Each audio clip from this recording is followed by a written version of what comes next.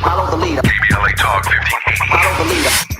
If you're not following KBLA Talk 1580 on all of our socials, then you're missing out. Download our app and find us on Facebook, Twitter, Instagram, YouTube, and on the web at KBLA 1580. That's right. Again, you can find all of our socials at KBLA 1580. We've got a lot to talk about. By the way, if you miss any of our weekday shows in real time, you can always catch up by checking out the podcast of your favorite shows at your leisure. At KBLA Talk 1580, we've got your black. Got your black. Follow the leader. Following the leader. Oh my God. Follow the leader. Follow the leader. Follow the leader. Follow the leader. Shine, flies, no time to waste while it's passing you by. Shine, flies, be patient, 'cause good things happen in time. We gon' get it right, we gon' get it right, we gon' get it right. We gon' get it right. Protests and anthems, yes, we chanting. A movement of people, it's like we dancing to the ministry of. It's the energy of, in memory of them that we love. The trinity of the people, the peace, the power, the truth. We speak the power's even louder. We can say it blacker, we can say it prouder. A woman vice president that went to Howard. Now we talk helping black businesses, and our differences is magnificent. Bringing light to the poor where the prisons is. I was told good life is where forgiveness lives. The ascension is to leave what's left behind and feed the seeds with deeds that bless the mind, caress the mind, and question justify. With you and God in time, I best align.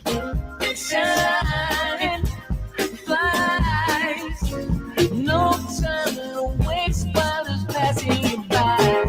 Shine, flies, be patient, 'cause good things happen in time.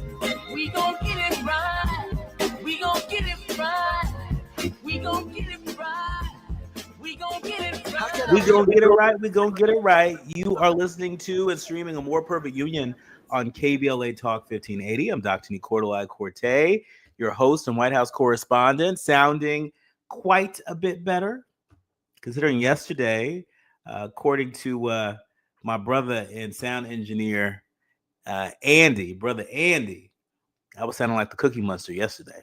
So my apologies for anyone who may not have been clear what program they were tuning into yesterday. These allergies here in DC are no joke, but I don't have to tell you all that. But rest assured, I am here. I'm here with you weekdays and afternoon drive time. And if you can't find me here, you can always follow me on social media, Dr. Nii-Quartelai. Just type in Dr. Nii-Q, DRNIIQ, and there I am, fresh for you to follow. Andy over here messing with me. He's over here trolling me on that Cookie Monster sound alike, not look alike, sound alike episode I had yesterday.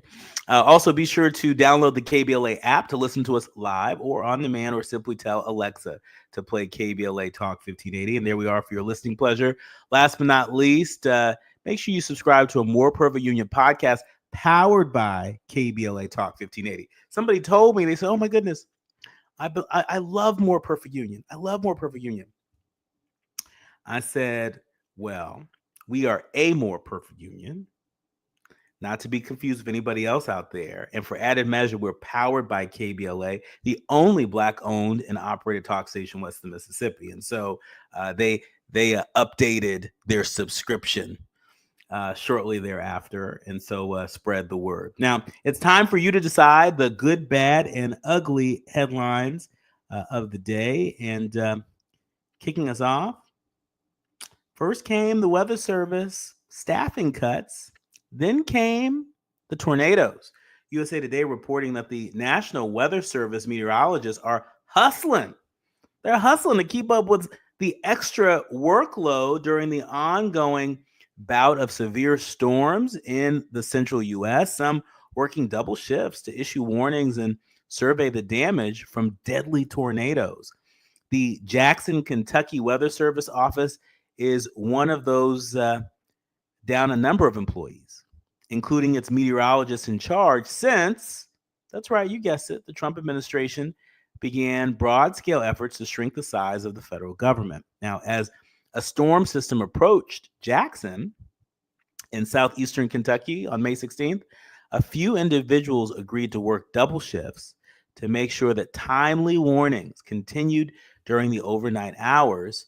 That's according to the legislative director for the National Weather Service Employees Organization.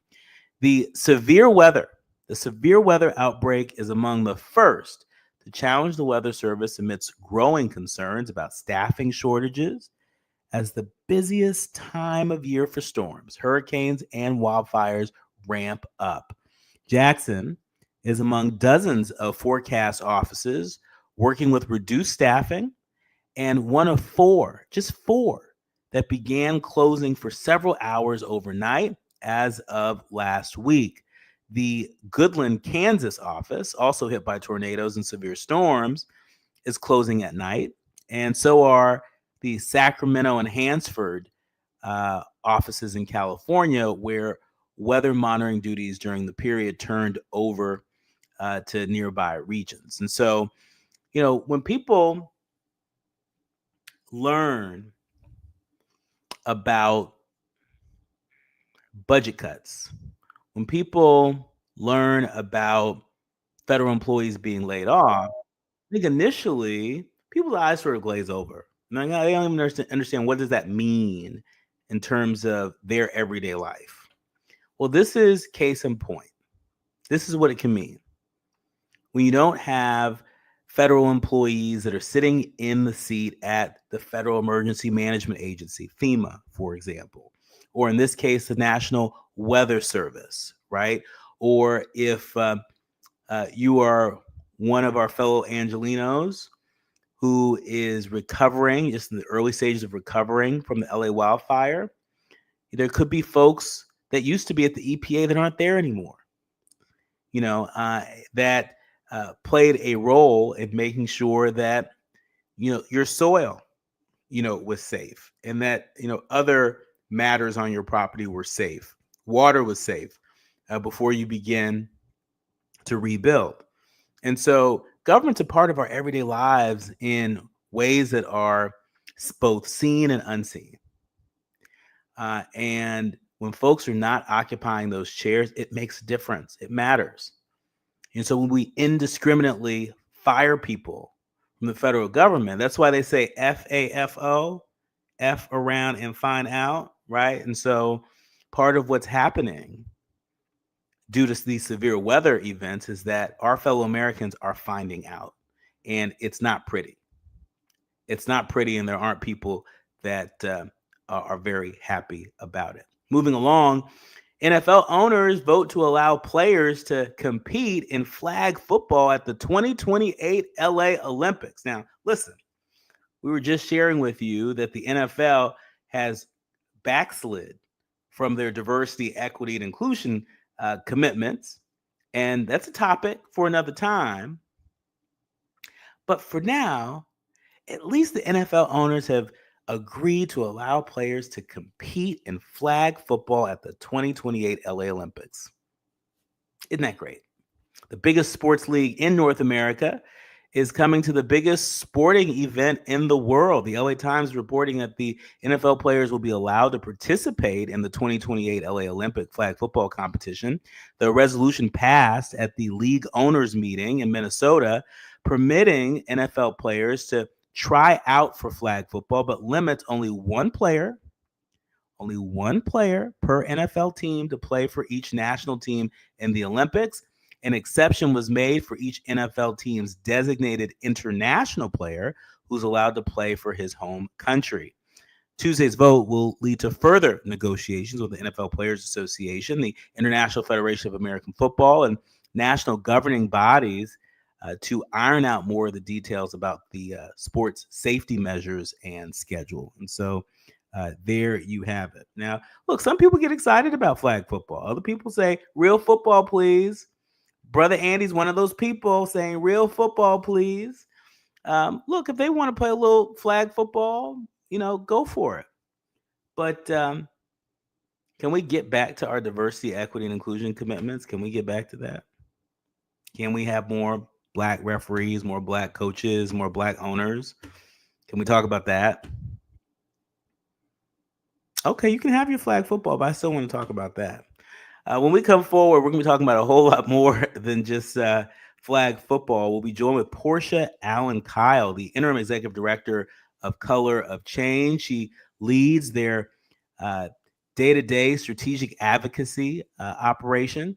And there's a story that made the news that I think we might have missed. And so we're going to return to that and dig into that when we come forward. You're listening to A More Perfect Union on KBLA Talk 1580. You're listening to A More Perfect Union on KBLA Talk 1580. We've got a lot to talk about. 1 2 1 2 1 2 1 2. You ready? Somebody make some noise in this joint. KBLA Talk 1580 celebrates its 4th anniversary this year on Juneteenth. Here we go again. Hard to believe 4 years has gone by so fast. Oh my God. But here we are, still standing, still loving and serving our people as best we can. Yeah, that's what I'm talking about. To celebrate our 4th anniversary, we have 4 big events, and you're invited to all of them. She got a lot to say. Let's do this. Let's get it on. On Wednesday, June 18th, we go live on C-SPAN for the 2nd consecutive year with our Climate Justice Plus Black Health Symposium. Tavis Smiley will moderate an all-star panel of thinkers and influencers as we continue our vitally important climate justice work. Hey, Tavis Smiley, talk about. On Thursday, June 19th, you're invited to join us as we celebrate Juneteenth and our 4th anniversary. There will be plenty of food, fun, great music, good vibes, and all of your favorite KBLA Talk 1580 hosts will be there. Yeah, man. Took the beat. On Saturday, June 21st, there are 2 big events you're invited to attend. I can't wait to hear it. This year, KBLA Talk 1580 continues its annual partnership with the Empowerment Congress for a community celebration and dialogue to educate, engage, and empower. This year's theme is resilience in the face of chaos. Can't wait to see what's up next. Y'all ain't ready for this. And new this year is our State of Black Women in Los Angeles Symposium, moderated by Dominique DePrima, with a luncheon to follow. Dominique will be leading a dialogue with some of the most impactful Black women leaders in Los Angeles, and you're invited to join. This is it. All of these events are free, but seating is limited, so you must register in advance at our KBLA1580.com website, where you can find all the details you need about each event. Check it out. It's our 4th anniversary, and we would love to celebrate it with you. I love you guys so much. There's nothing you can do about it. We're KBLA Talk 1580. The only black talk radio station west of the Mississippi. Thank you for having our black. Happy anniversary, KBLA. Love you. Love you. Wesley Financial Group is not a law firm. If you own a timeshare, don't miss this public service announcement from Chuck McDowell, founder of Wesley Financial Group. If you receive an unsolicited phone call or mail piece to discuss selling, renting, or especially canceling your timeshare, don't fall for it. If you really want out of your timeshare, hang the phone up immediately or throw that mail piece in the trash and contact your timeshare resort or Wesley Financial Group for assistance with your timeshare. As the only Inc. 500 timeshare cancellation company, our knowledge, experience, and results has made Wesley a trusted resource for over 40,000 families we've helped get out of their timeshare. Give us a call and I'll send you our timeshare exit information kit free with the straight facts about your timeshare and all of your options for cancellation. Call for your free info kit, 800-511-2112. That's 800-511-2112. 800-511-2112. We have no permanent friends or permanent enemies. Only permanent interests. As we effort to build a more perfect union. You are listening to and streaming A More Perfect Union on KBLA Talk 1580. I'm delighted to welcome back to the show Portia Allen Kyle. She's the interim executive director of Color of Change, which is one of the largest online racial justice organizations in the country. Look, Color of Change has been doing incredible work around criminal justice reform, around narrative change. Really working with a pretty dynamic group of partners inside and outside of not just Washington, but state houses across the country, really leaning into technology, particularly around election cycles where they've made it very easy. They really revolutionized tactics like phone banking. I've never seen an organization do the kind of text banking, organizing Black folks to text bank from the comforts of their own homes. I haven't seen that kind of organizing work from a lot of organizations. I have seen that work from Color of Change. And so welcome to the show, Portia. Thank you so much for having me. Happy to be here. Well, great to have you here. And, there was a story that was a big story that I think didn't get nearly enough attention. I'm so glad that you are here to really help us understand a SCOTUS ruling that will impact all of us. I don't know a Black person, particularly a Black man or a Black boy, who hasn't had the conversation with their parents, with their guardians about keeping themselves alive when they have encounters with law enforcement. Ashton Barnes was a 24-year-old. He was 24-year-old, and like a lot of 24-year-olds, found himself in a traffic stop, had a $6.45 toll debt, and somehow, some way, that became a death sentence. Portia, tell us more. I mean, this is one of those cases that, starts out extremely mundane. And let's put aside the question on why it is worth anybody's time to pull over somebody with a $6 unpaid toll. But putting that aside, this is one of those cases that starts with a traffic stop, ends in death. There are unfortunately more of those than ever get reported and ever get publicized and lifted up. But this one in particular, happened. So it was in Houston, Texas. Gets pulled over. The officer, as they are discussing and interacting, and Ashton starts driving away, the officer decides to jump onto the car like a live action movie. And reenacting his own action sequence as a part of this event. As he jumps on the car, there's about, less than 6 seconds. And, at some point within a 2-second window, he fires 2 shots into the moving car as he's hanging off the side of the vehicle. And when, because of qualified immunity, because of really bad judicial rulings and precedent, in the Fifth Circuit in particular. And so what folks should know about the Fifth Circuit out of Texas is it is the most conservative circuit of appeals in the United States. Like this is a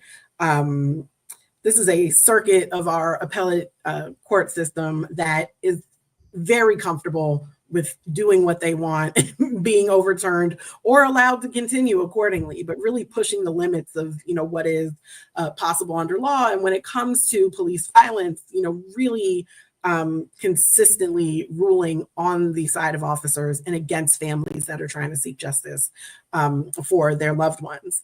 In this case, the appeals court, ruled in favor of the officer, that because of this doctrine, what's called the moment of threat doctrine, this is precedent that existed in that particular circuit that said we're only going to look at the reasonableness of the actions in the exact moment that the shooting occurred.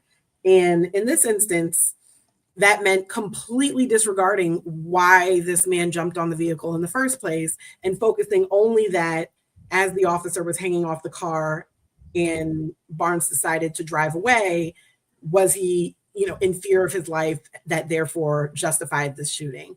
And in a perhaps surprising, given that most of what we hear about the Supreme Court right now is not good. Like this is a body that has, allowed, our president and this administration to violate the law with impunity.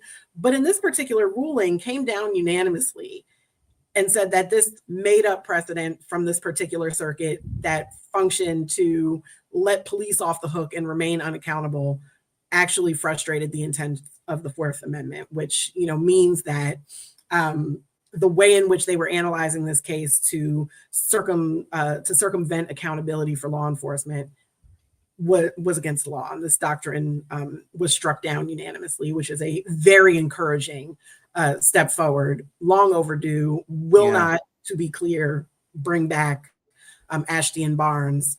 His life was worth way more than the $6 that he owed. But a step forward and a sign of accountability on a body of law that usually leaves us vulnerable and police unaccountable. Yeah, and I just want to double click on this because, again, as you mentioned, this is a rare unanimous decision from the United States Supreme Court. And in these polarizing times, we don't see this. We don't see this often enough. And I just want to double click on what the Supreme Court rejected. They rejected the, quotes, moment of threat doctrine. And that affirms the Fourth Amendment that requires courts to consider the totality of the circumstance. I mean, we're just days away from the anniversary of the death of George Floyd. We could talk about the death of Breonna Taylor. We could talk about Sandra Bland. We could talk about, too many to be And today is Michael named in Brown's this birthday. moment. What's that? I said, and today is Michael Brown's birthday. And today's Michael Brown's should birthday. Be here today. Right? So many of our brothers and sisters and siblings that should be here today. Elijah McClain from Colorado. And so, Portia, I've got to ask you, what difference would this ruling have made in many of those cases that we just mentioned if the moment of threat doctrine was upheld? It would have continued a pattern and a habit by the Supreme Court of rubber stamping the actions of police. And why not only was this decision unanimous, but this decision's existence in the first place of, declaring and striking down this moment of threat doctrine is really that much more meaningful and incredible. Is because had they affirmed it, it would have been the law of the land. It would have taken this very unique piece of precedent that existed only in a couple of circuits and was recognized only, in a place or two across the country, and allowed officers across the United States in these instances that, to be clear, do require split-second decision-making. And, unfortunately do have the capacity of deciding life or death for people that come in contact with police. And what it would have meant is that instead of looking at the entire, series of events that unfolded before, a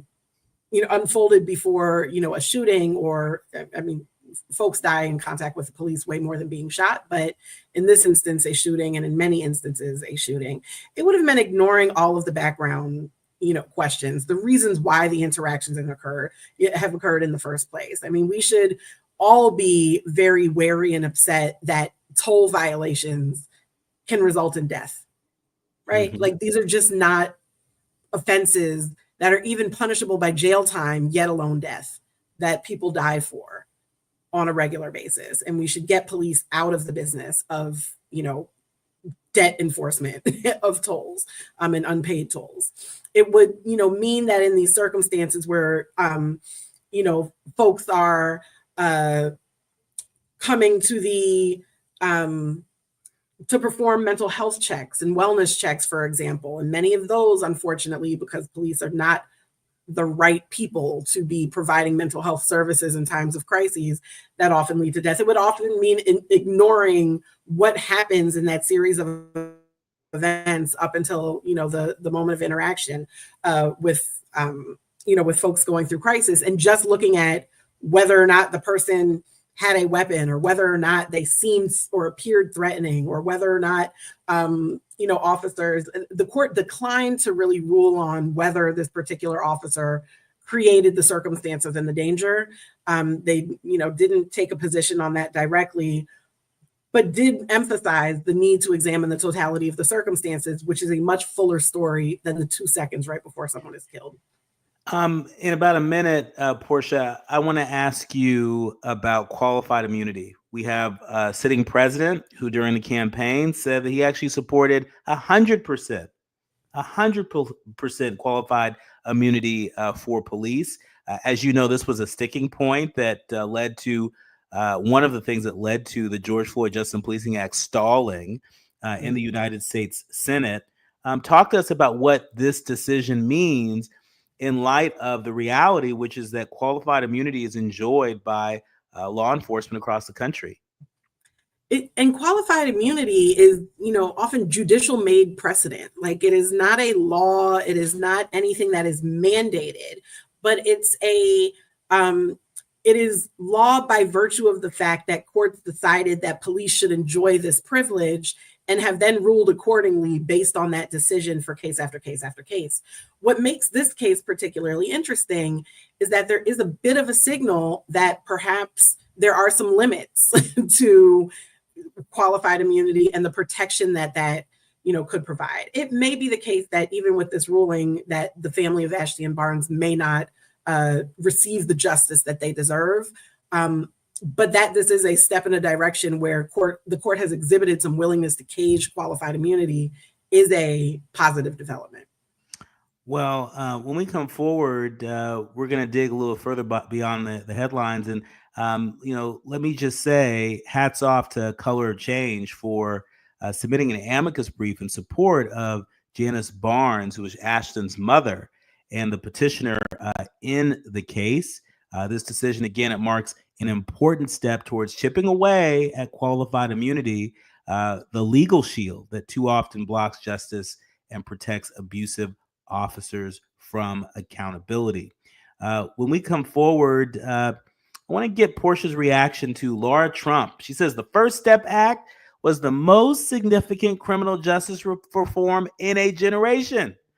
We're going to see what Portia and the folks over at Color of Change have to say about that. You're listening to and streaming A More Perfect Union on KBLA Talk 1580. The audience is listening, thought-provoking, eye-opening, heart-rendering.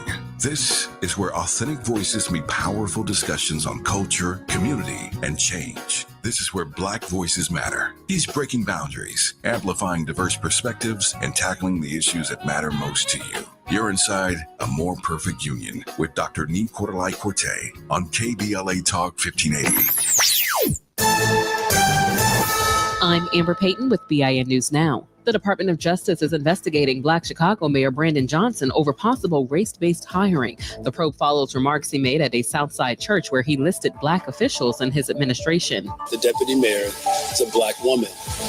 Department of Planning and Development is a Black woman. The DOJ says there's reasonable cause to believe hiring decisions may have violated the Civil Rights Act.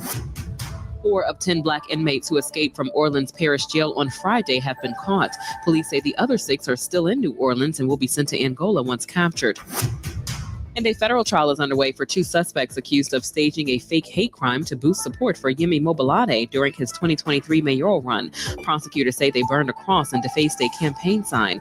Mobolade, now Colorado Springs' first Black mayor, denies involvement. Get BIN News on demand 24/7 on the iHeartRadio app. Toluca Lake, let's start off with a crash on the 134 westbound past Lankershim. The right lane is blocked. Delays out of Burbank, getting away from Bob Hope Drive. Also into Irvine, a wreck on the 5 northbound at Jamboree. Carpool lane is blocked, and that drive is a mess away from Sand Canyon. The drive is also a tough one. This is heading into Glendale with a wreck on the 5 southbound at Western. That's where the carpool lane is blocked. Delays out of Burbank, getting away from Alameda Avenue. Right now, there are young people across the world facing a tough choice: continue their dream of education or drop out to help their family put food on the table. You can help change their future in a single moment. See how far your support can go at unbound.org. This is the KBLA Sports Minute with Ray Richardson. The balance of power in the NBA is going through a major transition. This is the 7th straight year the NBA will not have a back-to-back champion. And 3 of the 4 teams remaining in the playoffs have not won a championship: Minnesota, Oklahoma City, and Indiana. The last time New York won the NBA title was in 1973 when they beat the Lakers in 5 games. Minnesota is the only team among the 4 that has never advanced to the NBA Finals. Indiana got there in 2000, but lost in 6 games to the Lakers with Kobe and Shaq. OKC's only appearance in the NBA Finals was in 2012. They lost in 5 games to LeBron and the Miami Heat. That OKC roster featured 3 potential Hall of Famers: James Harden, Russell Westbrook, and Kevin Durant. OKC and Minnesota jump it up tonight in Game 1 in the Western Conference Finals. Game 1 for New York and Indiana in the East is Wednesday. No debates, no speculation, just the info you need. That's your KBLA Sports Minute. I'm Ray Richardson on KBLA Talk 1580. Follow the leader. KBLA Talk 1580. Follow the leader. If you're not following KBLA Talk 1580 on all of our socials, then you're missing out. Download our app and find us on Facebook, Twitter, Instagram, YouTube, and on the web at KBLA 1580. That's right. Again, you can find all of our socials at KBLA 1580. We've got a lot to talk about. By the way, if you miss any of our weekday shows in real time, you can always catch up by checking out the podcast of your favorite shows at your leisure. At KBLA Talk 1580, we've got your black. Follow the leader. Following the leader. Oh my God. Follow the leader. Follow the leader. Follow the leader. Attorney advertising prior results do not guarantee future outcomes. Founded in Los Angeles in 1986, litigation powerhouse Quinn Emanuel has deep roots in the Los Angeles community. Since 2007, we have litigated some of the largest fires on the West Coast. We are proud to be the only AmLaw 100 firm in the country to represent wildfire victims, giving affected individuals, families, and businesses the same focus and individualized attention we devote to our Fortune 500 clients. BTI Consulting has repeatedly recognized Quinn Emanuel as among the 4 law firms in-house counsel least liked to oppose in any litigation, and we are often deemed the most feared. And after securing over $80 billion for our clients in various matters firm-wide, we understand why. If you have been affected by the recent wildfires in Altadena and the Palisades and would like to discuss your situation further, please contact wildfire support at QuinnEmanuel.com or call us at 213-443-3050. Quinn Emanuel is proud to sponsor Conversation Live Altadena Rising with James Farr on KBLA Talk 1580. Attorney advertising prior results do not guarantee future outcomes.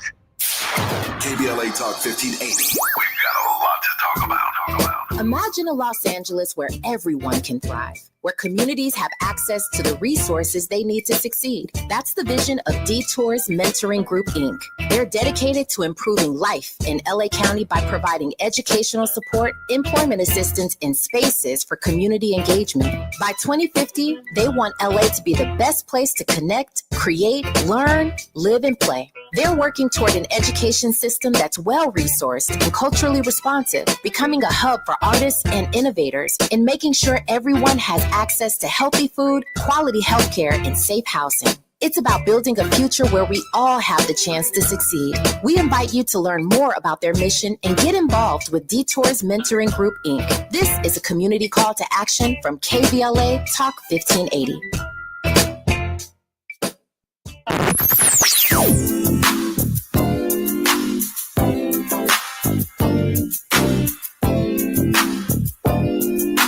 This is KBLA Talk 1580.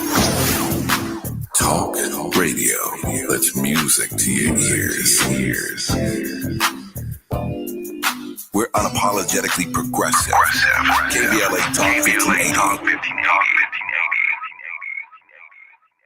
Hit me. National news of consequence, informed opinion, and analysis beyond the headlines. You're listening to A More Perfect Union on KBLA Talk 1580. You are listening to and streaming A More Perfect Union on KBLA Talk 1580. I'm Dr. Nii-Quartelai Quartey, and she is Portia Allen Kyle. She's the interim executive director of colorofchange.org. If you're not familiar, just go ahead and log online and make yourself familiar. They're one of the largest online racial justice organizations organizing Black folks and allies across this country.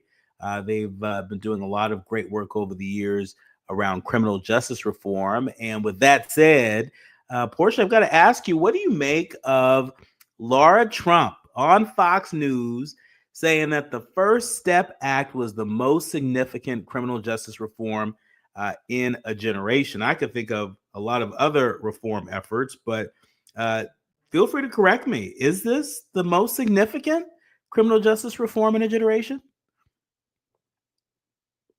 I don't want to take away the meaningful nature of, relief that the First Step Act provided to a number of folks, but I think it would just be a stretch, unless we're defining a generation as the first Trump era, in which case perhaps like the most significant federal level reform that existed. But, there has been some really meaningful work that has occurred, particularly, across this country within states, by folks who are tirelessly advocating for the rights of folks, people with convictions, people who are incarcerated, and their families. And I think it would be discounting a lot of that work to characterize this as such, but I appreciate the fiction writers employed by Laura Trump's show. So Portia, for people who are less familiar, in broad strokes, can you tell them like what is the First Step Act, and what about it has garnered as much fanfare as it's had? And maybe to start with the ending first, but I think it garnered a lot of fanfare because the president is great at fanfare and over amplification and production. But this, at some point, like Kim Kardashian was involved with, the passage of this act and pushing and advertising and advocating as well as advertising this law and its impacts. But this was a law that was passed during the first Trump administration that released or provided access to the opportunity of release for a number of folks who had been incarcerated at the federal level for certain offenses. From that law that granted this relief, there, of course, were a number of different challenges with the implementation. One was underfunding of programs. And so the lack of funding put behind the implementation of the law jeopardized some of the progress of the law itself. There have been cuts, and this, especially in this moment where this administration is looking to cut anything that Black people may benefit from, some of the cuts around programs and supports and resources for people with convictions and people who are incarcerated also undermined perhaps some of the intention and the impact of the First Step Act. But it was a meaningful step forward for those who were eligible at access to opportunities of release. But as with many things, could have been expanded, could have been funded, and there are a whole lot of other really regressive things that President Trump did during his first term that really undermine this image that he has been trying to portray as being a criminal justice reformer, of which he just is not. Yeah. I mean, every time I hear about criminal justice reform and Trump, every time I hear those words strung together in a sentence, all I can think of is the Central Park Five. And never mind if you can set that aside for a moment, the fact that he took out a full page ad calling for the execution of these young Black and brown men who did not commit the crime. He never apologized for it.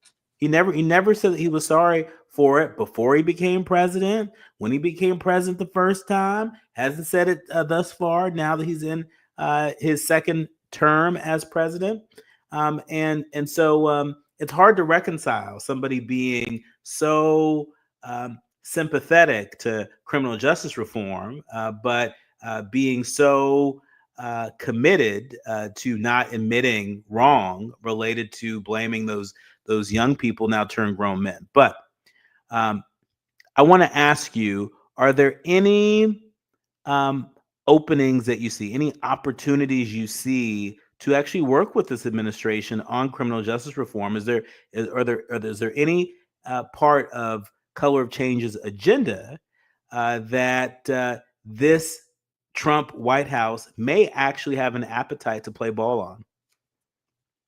That is a very great question. And I think the honest answer is I don't know. This administration is a very different administration than Trump 1.0. I think, and just really to give examples, I mean, we've seen this administration willing to weaponize, the force of the government and federal law enforcement towards the ends of political retribution. I mean, we've seen this administration arrest sitting mayors and gubernatorial candidates, with Mayor Ross Baraka in Newark, New Jersey. We, have seen today the criminal charging of Congresswoman, LaMonica McIver, also of New Jersey, stemming from that same, incident. We have seen this administration, he's put the mayor of Chicago, who you probably guessed it, also happens to be Black, under investigation, for discriminatory hiring practices for his administration, because God forbid Black people in Chicago work in city government. I mean, the ways in which they're, willing to criminalize things such as Congress people exercising oversight, mayors staffing their administration, sitting mayors, asking questions of private immigration detention centers in their, in their jurisdictions and in their, districts, really just gives me pause, in addition to all of the things that are being cut through this and other budget proposals that would maybe create some openings on criminal justice. And so, this administration is cutting back educational programs that, provided supports and opportunities for folks who are incarcerated to access education. Putting, there's just so much. The short answer, maybe not, probably not. maybe not. Maybe not. Understood. Portia, while we still have you in our remaining minutes, I want to ask you about this headline that crossed my screen. More than 150 executives, policy leaders, and justice advocates gathered at the annual summit for the Responsible Business Initiative for Justice to explore justice-driven solutions to today's biggest workforce challenges. The conclusion, as I understand it, related to the summit, is that breaking down employment barriers, especially for those impacted by criminal justice, is essential for business success. Now, make it make sense for me, Portia. A number of these businesses that participated in the summit are also businesses who've been in the headlines in terms of backsliding from their commitments to diversity, equity, and inclusion. And so how is it, that these folks are suspending or reevaluating or straight up ending their DEI programs and their DEI commitments, but they've all somehow managed to gather around at this 2025 Workforce and Justice Summit, and they landed on this idea that they needed to break down employment barriers, especially related to the criminal justice system, because it's essential to business success. Isn't that antithetical to a lot of their DEI positions? Not necessarily, when you consider that in many states, the vast majority of folks who are entangled in the criminal justice system are white. Like, Black people are disproportionately impacted, but numerically, there are a lot of white people with convictions, with criminal records, that would stand to benefit from, any movement on lowering or decreasing or eliminating, ideally, barriers to employment. And hopefully some of those benefits will trickle down and impact, Black people too. But I think they can be perfectly consistent with rolling back their DEI commitments, because DEI is, the new N-word for many on the conservative right, while talking about, wanting to decrease barriers and increase employment for people with convictions, when who they're really talking about are white people with convictions. Okay, so you halfway answer my question. I think you can do both. You halfway confirm my suspicion. But another reminder that we've got to call people higher. I'm not all about just sort of calling people out for the sake of calling people out. I think we got to call people higher, and I think we need to point out whenever there's a disconnect between what people are saying and what they're doing. And so any business leader that was a part of the 2025 Workforce and Justice Summit, we invite you to come join us here on A More Perfect Union to share a little bit more about some of the conclusions that you all reached, or some of the consensus that was built there, while we see this war on diversity, equity, and inclusion picking up speed each and every day. Our thanks to Portia Allen Kyle, the Interim and Executive Director of Color of Change, for joining us yet again to help us make it make sense. Thank you so much for having me. Thank you for being here, and thank you for all the work that you do and your team does on the front lines of change. Please come back again soon. Yes, thank you. You've been listening to and streaming A More Perfect Union on KBLA Talk 1580. The quiet part out loud when we come forward. Striving to make America a nation as good as its promise. This is A More Perfect Union on KBLA Talk 1580. We've got a lot to talk about. Still getting around to that fix on your car? You got this. On eBay, you'll find millions of parts guaranteed to fit. Doesn't matter if it's a major engine repair or your first time swapping your windshield wipers. eBay has that part you need, ready to click perfectly into place for changes big and small, loud or quiet. Find all the parts you need at prices you'll love, guaranteed to fit every time. But you already know that. eBay, things, people, love. Eligible items only. Exclusions apply. Sometimes I struggle to get to sleep. My body stopped for the day, but my mind is still running. So I take ZQuil. ZQuil, the world's #1 sleep aid brand, has a range of non-habit-forming products to fit you and your family's needs. Invest in a great night's sleep for the best you tomorrow. I'm awake and ready to take on anything. Better days start with ZQuil nights. Explore our products at ZQuil.com.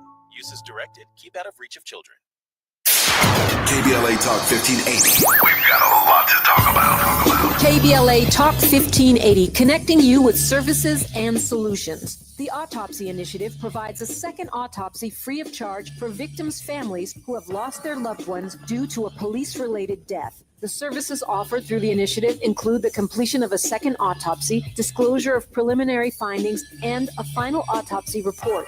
A police-related death is when an individual is harmed by police officers using deadly force, which results in an individual's death. Police-related death includes in-custody deaths, including those that arise during contact with law enforcement officers during arrest, pursuit, booking, transport, or incarceration. The Autopsy Initiative has a team of board-certified pathologists on call. An autopsy request may be completed by anyone with a close relationship with the victim, which may include the victim's spouse, partner, relative, close friend, or lawyer. To request a free second autopsy for a victim of police violence, please visit knowyourrightscamp.com. That's knowyourrightscamp.com. Then click on Autopsy, then click on Request. At KBLA, we believe in justice for victims of police violence. We say their names, and we don't black down. This is a community call to action from KBLA Talk 1580.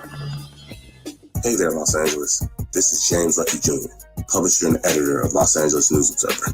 Are you hungry for news that matters to you in the African-American communities of Los Angeles? Well, buckle up, because we got the scoop you've been craving. Stay in the know and never miss a beat with our free weekly publications conveniently available near you.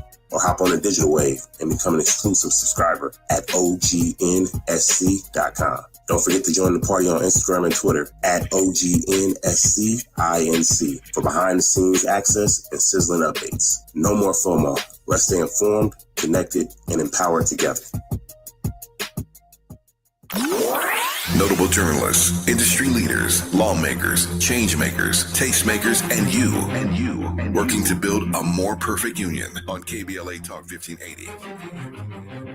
You are listening to and streaming A More Perfect Union on KBLA Talk 1580. It's time for the quiet part out loud. But before I get to that, let me just share with you an opportunity that I want to extend to you and anybody you know who might be interested in upskilling or going back to school to get their graduate degree. As many of you know, in addition to the work that I enjoy doing here, I also am a professor at Pepperdine University's Graduate School of Education and Psychology. And we've got a very special opportunity where we're going to waive your application fee and enter you in to be considered for a $10,000 scholarship to attend Pepperdine University's Graduate School of Education and Psychology.